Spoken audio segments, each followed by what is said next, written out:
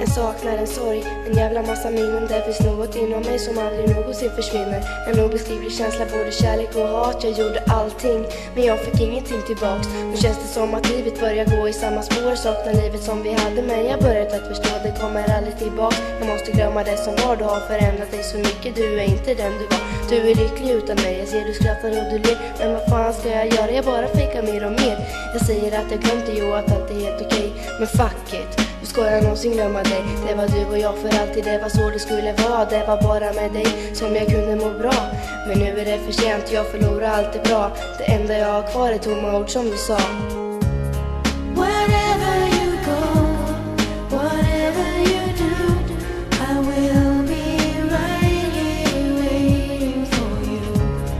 Whatever it takes, or how my heart breaks, I will be right here waiting for you.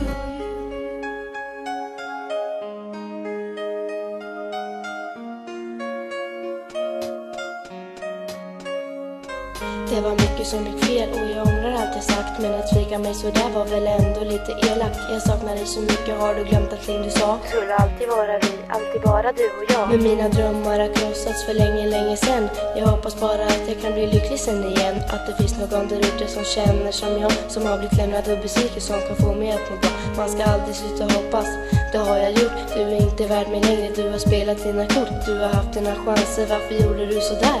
Det enda du har gjort är att slita mig isär. Jag vill berätta att jag älskar dig, vill gå för alltid. Men samtidigt så vet jag, det blir aldrig vi. Lyssna på orden när jag kickar här i takt. I mina ögon har du inte längre någon makt. Wherever you go, whatever you